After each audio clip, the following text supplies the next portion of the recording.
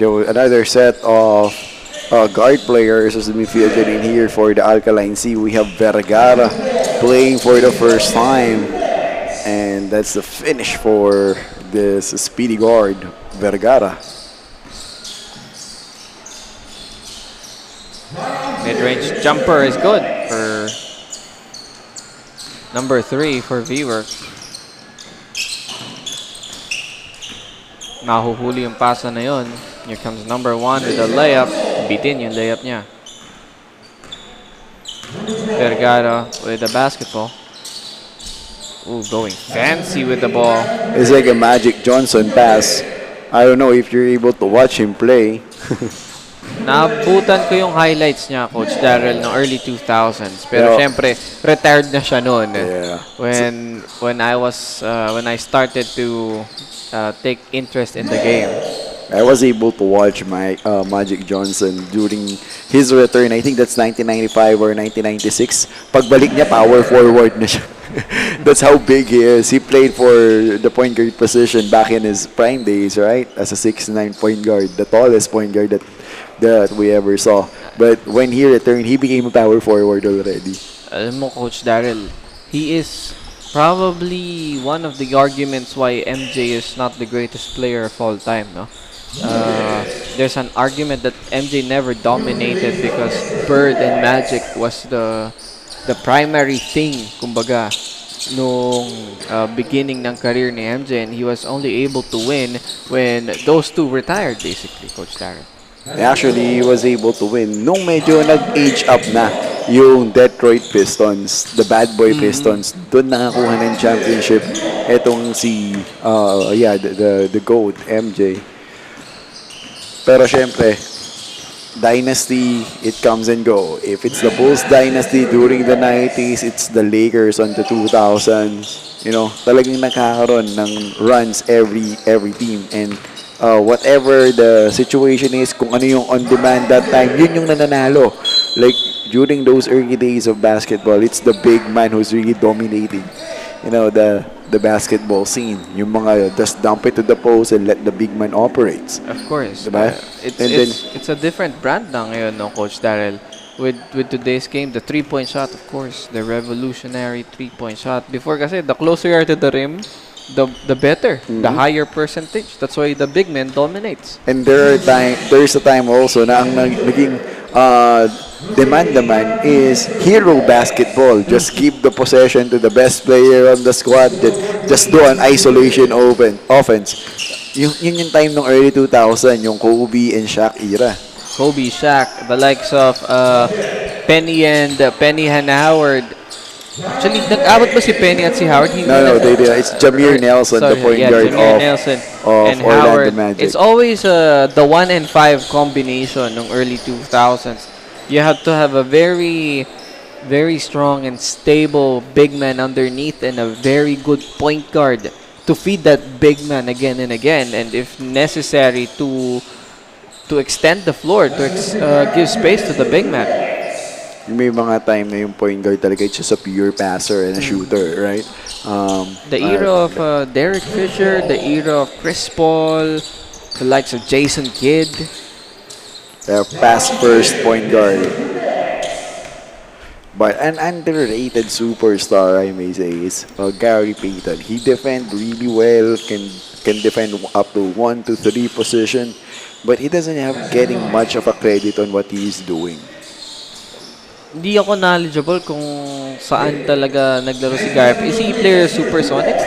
He played for the Supersonics on his prime years, and then he moved to LA Lakers to chase for a ring. Pero nauha niya yung first ring niya nung nasa Miami siya together with Dwayne Wade and Shaquille O'Neal. That was a great duo as well, Coach Darrell. Yeah. That Miami Heat run right after na matrade ni Shaquille O'Neal from the Lakers into Miami Heat. And of course, right after that, Shaquille went to, I think it was Phoenix or Cleveland, either of the two. Of course, he retired in Boston. You know, those are the final years of the dominance of Shaquille O'Neal. Actually, that's the last best year of Shaquille O'Neal. That's in Miami. The other teams that he went through is just he's just being a celebrity.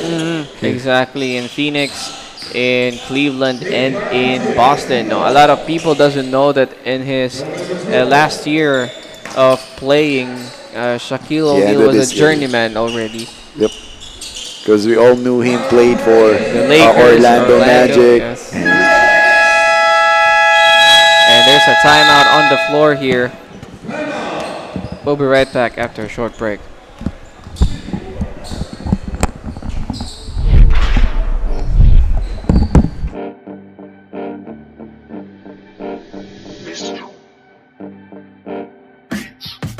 Sumabay, dumakda, tumalon, din ako tumitres, lumilay up nang hindi ka pos. Mga moves na pang-hoops, ang lupet, smooth na smooth. Pasok sa galawang panliga na ikaw ang bida. Velvet lilig, basketball, liga, liga, liga, liga. Velvet lilig, basketball, liga, liga, liga, liga. Velvet lilig, basketball, liga, liga.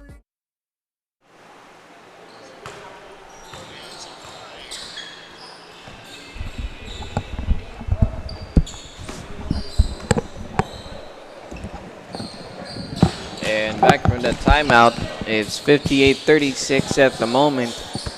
D-Works trailing by 22. Nice rebound play there, extra pass, and the make. Vasquez with a great drop pass on that possession. Velasquez, rather. Vergara gives it to the corner, 4-3. No go, rebounded by the big man. There's a foul. On that possession, it's noticeable na si Javier naghahanap na siya ng contact before he makes the shot. Yung may mga ganun din talagang pagkakataon, Justin. You know, if you are a hefty player, naghahanap ka na rin talaga ng contact before you take a shot because you know that you can carry your defender up. And a miss there for the first throw of number 33 of Alkaline C. You know, what can you say about those kind of players na really bruising or using their brute strength to overplay their defenders? Alam mo, Coach Daryl, when I first watched PBA, ang una kong napanood nun is a bit slimmer version of Dorian Peña. And Dorian Peña will hurt you. Dorian Peña is a big guy who can shoot the three-pointer. He was ahead of his time, technically ahead of his time. Although when you put Dorian Peña into international standards, he's supposed to be a forward, no? He can play actually. Yeah. He can't. He can't. Yeah, because he didn't get the passport before he turned 16. That's the reason why. I know somebody who can play international, Coach Darren. Nick Pinisi, Yeah, Nick Pinisi. the greatest flap of all time. the 3 seconds The delay. exactly. There's a hyping maybe.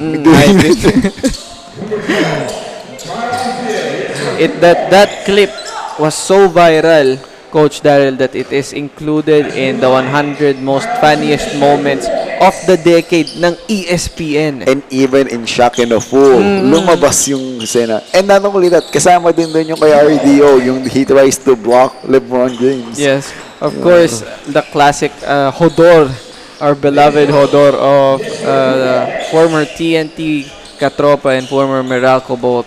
Kaso ibang sitwasyon yun. Yung kay Rani Del De Ocampo, he's just making fun of it. Yung ginawa Exactly. niya. For kay Mick Pinisi, he's really trying to Yes, sell it was a real game. It's a real game and he's really trying to sell it. If that was in today's FIBA, Coach Daryl, matatawagan ng unsportsmanlike yung import ng Petron that time at matatawagan rin ng technical foul For si Mick flopping. Pinisi for flopping.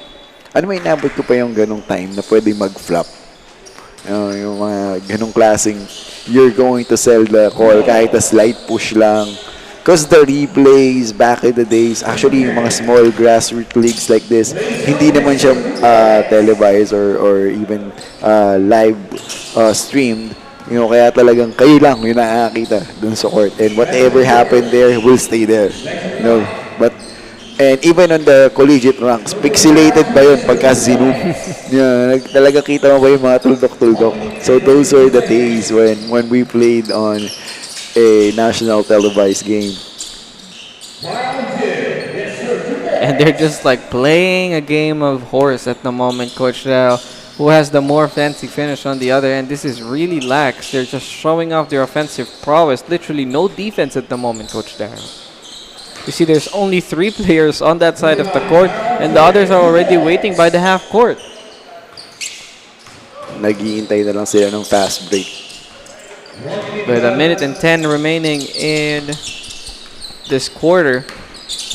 Oh, sorry, 55 seconds left, rather. Even though no one is guarding Vergara on that play, I like the way he did that floater. Yung off-tempo floater, lagi kong sinasabi sa mga bata ngayon, especially if they're challenged vertically. Medyo kailangan na lang gamitin. Ganun na bang ang proper term ngayon para sa hindi pinalad sa laki? Challenge vertically na. Place it. I think it's a more positive way of saying. So pag ang height mo ay below 5, ang tawag na sa'yo ay challenged vertically. Yun ang proper Vertically challenged. Pwede natin gamitin yan. We can put that. You can use that term. Pwede. Para naman hindi masyadong masakit pakinggan sa tenga pag sinabi mo na maliit or whatever. Yung term na madalas na nagagamit natin. But there's only 5 seconds remaining in this quarter. And try to end it with a 3-pointer. That won't go. And that is it for the second quarter play. 70-48. It's a 22-point differential.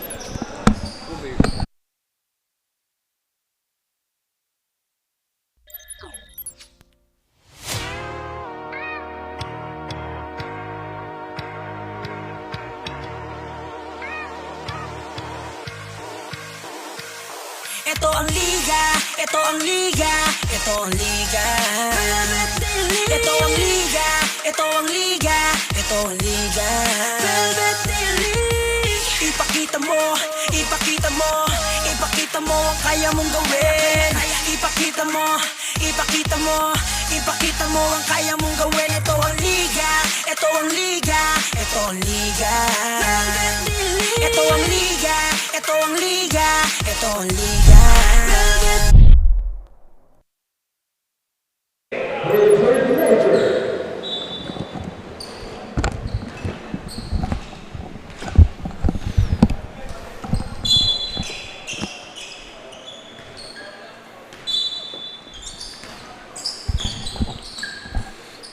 And the first half of play ended with 70-48. Oh, Vasquez tried to dunk it home on that one. Bibitan nga lang yung talo niya doon, Coach Darrell. Actually, parang kaya naman yata ngabutin ni Vasquez yung ring on that dunk attempt. It's just that medyo malalim yung buwelo ni Velasquez. 3-pointer from D, no go. At may nauna na itong si number 3. But Justin, going out a little bit out of the lane in here, kung bibigyan kita ng or chance to pick up 5 players on the local basketball scene that will compete, no substitution at all, at ilalaban mo sa isang squad, who are you going to pick? So fantasy draft. Fantasy draft all the time, all time favorite or all time greats for you. Okay. From 1 to 5. 1 to 5. Ako, mahirap-hirap yan. Alam mo naman kung sino yung... Ang squad ba nakalaban ko ay local or international? Local as well, local of course. Din. It's a local and local pick. Kung local to versus local, I think I would pick at my 1 spot, I would want IQ. I would want LA Tenorio at my 1 spot. Great pick. And then I would go with the Spark, Mark Kagiwa at the number 2 spot. Gusto ko ng capability to shoot, capability to explode, and capability to just take over sa 2 spot ko. And then I would put Gabe Norwood on the 3 spot, Coach Darren. And then in the center position, syempre hindi na ako lalayo. Si Abay and then at my 4 spot, hindi ako maka-decide. It's either Pingris or RDO, but I guess I would put I'd put the RDO on that spot. Same physicality, may puso rin, and has a great 3-point shooting. kahit si Julio Lamas ng Argentina, napailing niya. So you're gonna have RD or Pingris as your sixth man. Yes, Ping will be my sixth man. So I'm gonna pick mine as well. So my point guard, I will put there Johnny A for the point guard position. Pwede. For number 2, I will pick James Yap for outside shooting. That's a great matchup. Mark Kagiwa versus James Yap. That's offense versus offense. That's the matchup that they have back in the days. For number 3 position, I will put there Calvin Abueva. Oh, the beast. Yeah. So it's the versatility of Gabe Norwood going up against the physicality of a Calvin Abueva. I don't think that Gabe Norwood will move after the punch of Abueva. For number 4 position, I will going to put there the 4-time MVP, Don Ramon Fernandez. Gotta go back to the old days. What was his moniker? Was he the Elegant shot. no, I mean what was his moniker? The defense minister? No, the or- defense minister is Jericho Diniera. And then for my number 1 spot, I will put there Number five. Number 5. I will put there another 5-time MVP, Junmar Pajarito. So I Para sa akin, it's a no-brainer na eh. Who to put at the 5 spot? It's Junmar, of course. Nobody can move Junmar on that spot. He's an untouchable pick, no?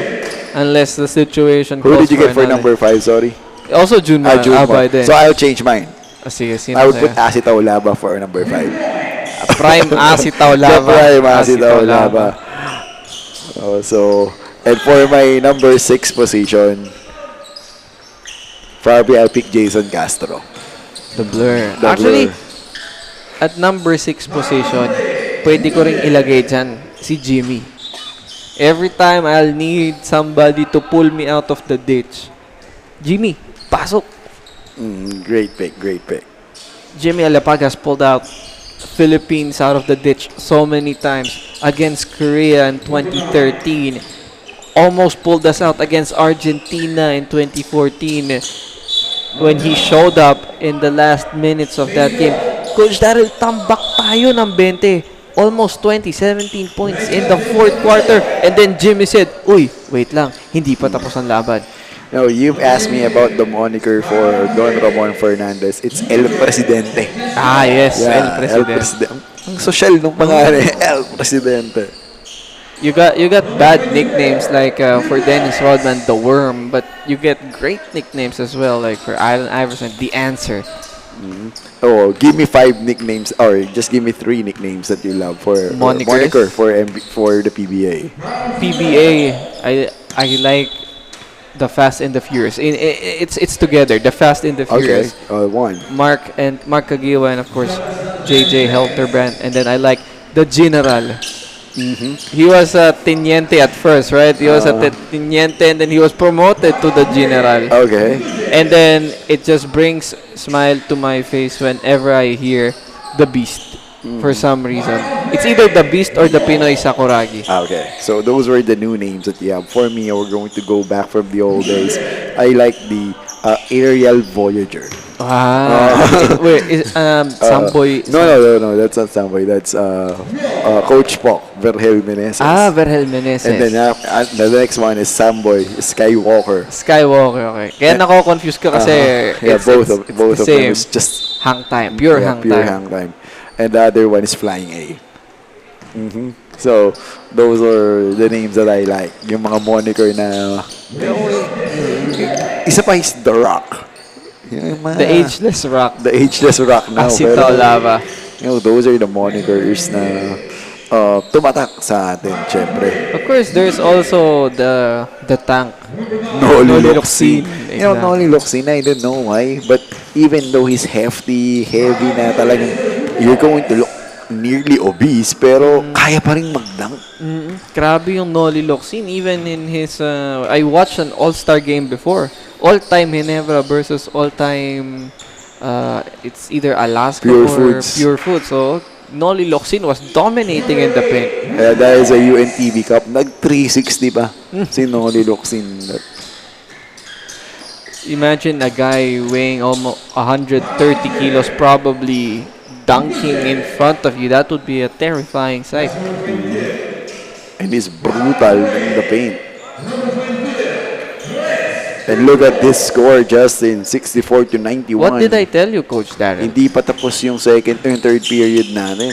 What did I tell you, Coach Darrell? This game would reach probably the highest score in recorded Velvet history. If this goes in 94, there goes 94, Coach Darrell. We're 6 Yeah. points away from the century mark na lagi mong hinahanap-hanap tuwing nagko-cover tayo. But that stroke of Vergara on the chat, alam mo kanina na nakuha yun? Kanino? Kay Coach Andy Vergara. Of course, kita natin yung stroke. Ganon na ganon yung tira ni Coach Andy Vergara. And that three-point shot would miss. There's only 2 minutes and 12 seconds remaining in our third quarter. Oh, that ball just rolled out of the rim. Vergara gives it to Ladika. Ladika will try it from the Jimmy country. No go. And our offensive board. We are 4 points away from the century mark.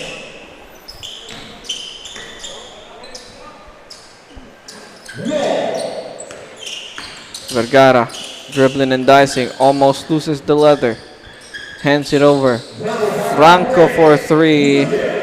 Couldn't get that one to go. Saved the ball into the wrong hands. And a forward pass in transition.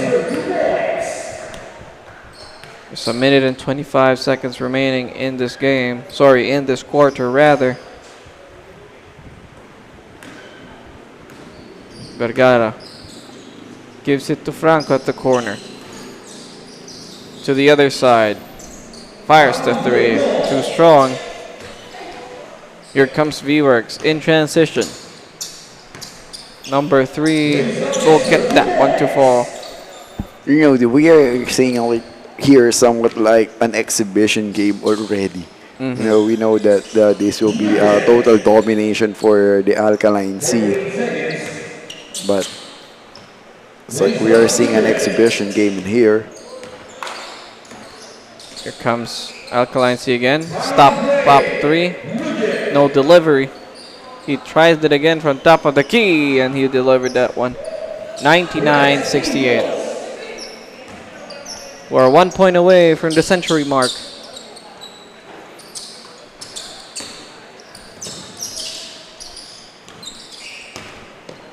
He goes for a right-handed layup, and that's good. Excited pa naman sila di ka dito sa laro na to. Kumakain pa lang tayo ng tanghalian, tinatawag na tayo. Remember him earlier. Gusto lang naman namin mananghalian sa katahimikan, Ladika. But that is it for the third quarter of play. 101-70. There's 10 more minutes of basketball right in front of us. Don't go anywhere. We'll be right back after a short break.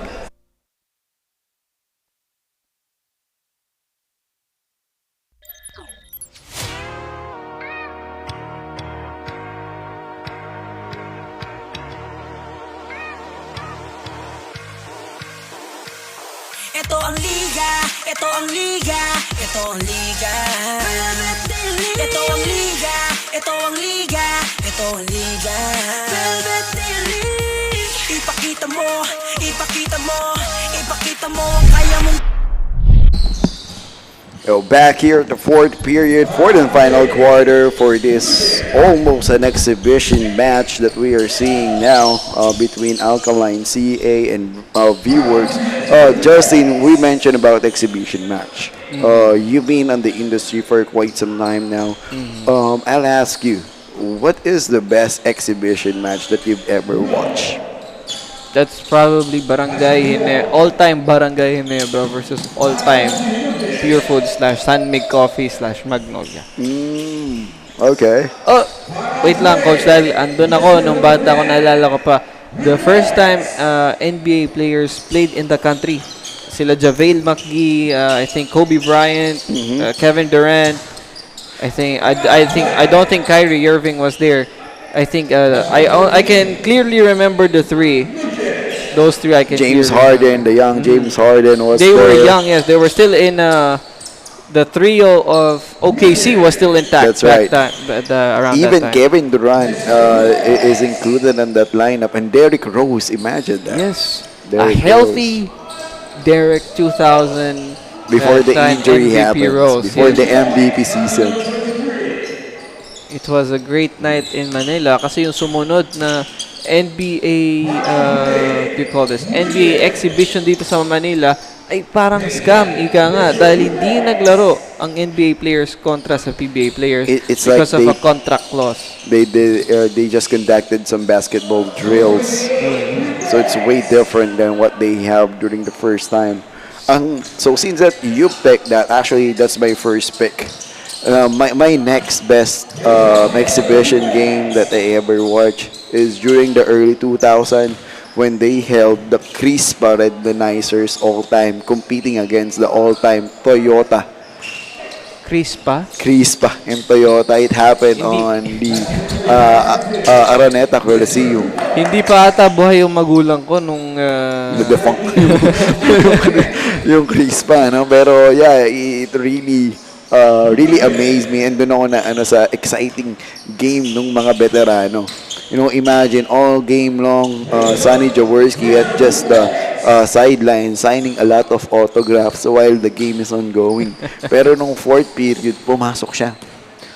They are down by 2, tumira siya ng 3 points, pasok. And they won. They won that game. the great playing coach, no? Sonny Jaworski.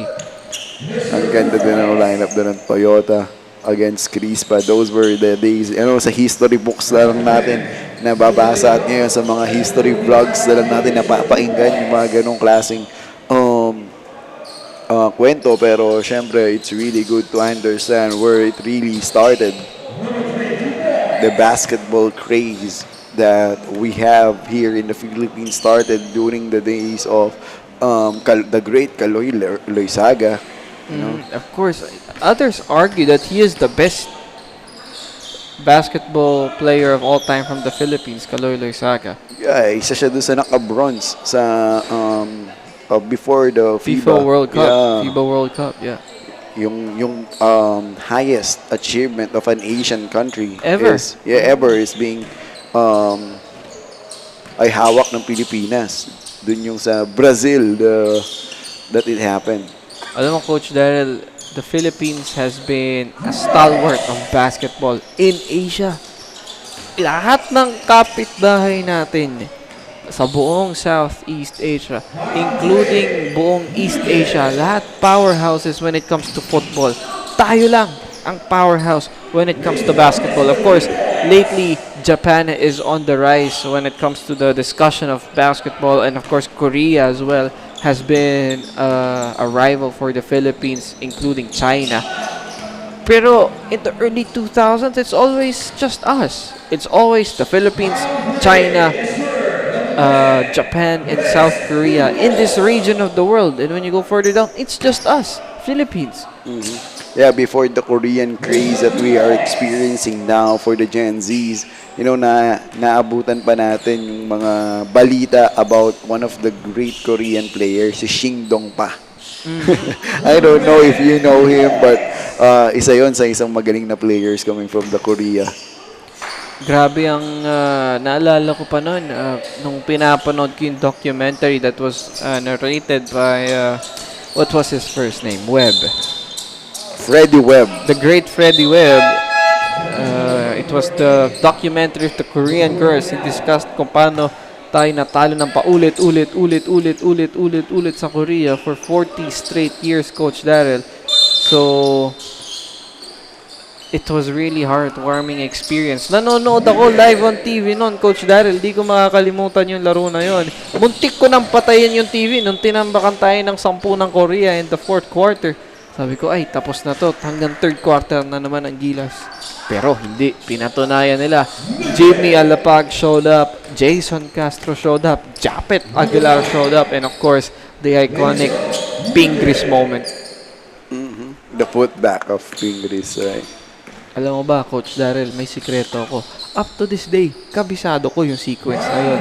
Kabisado ko yung linya ni Magu Marjon. Can you give us a sample of that? Naku po.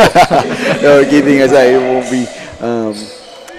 Yeah, we can move on to that. But 92 to 123, almost done in here. We are just waiting for the final buzzer of this game. Binibigyan na ng bola dito. It's like a shooting practice now for both teams.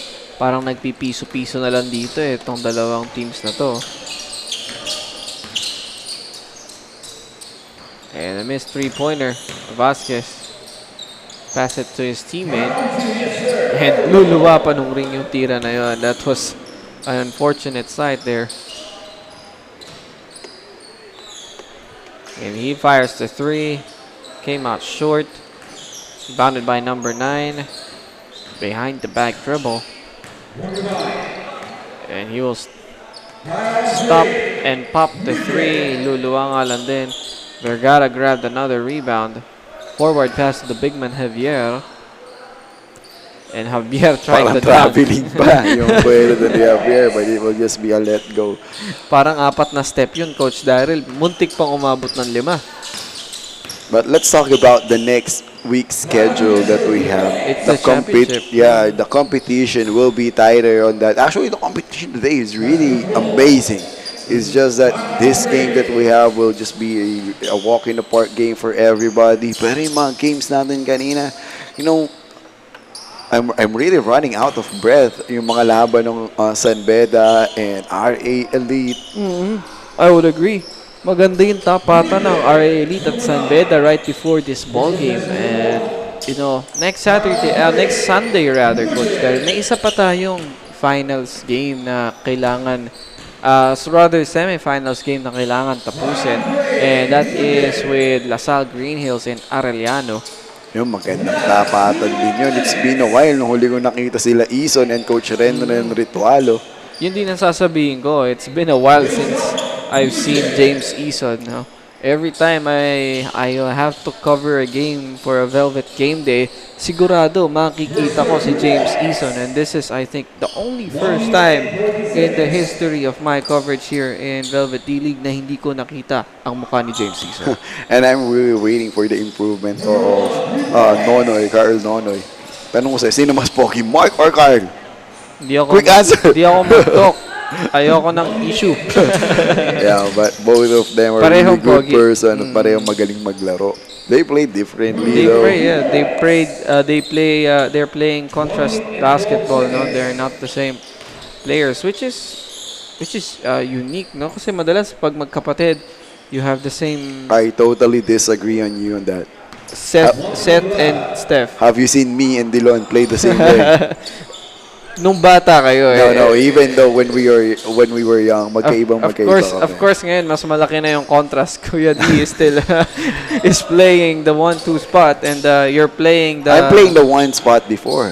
Yes, but I mean today, Coach Daryl, no, of course there's a big contrast now in the style of play that you two have. The style of play that we have is way different. You know, I am a more defense-oriented player that runs on the fast break and creates an opportunity on my own. And we're nearing the end of this ball game. There's only 20 seconds left, and they'll probably run away the clock now.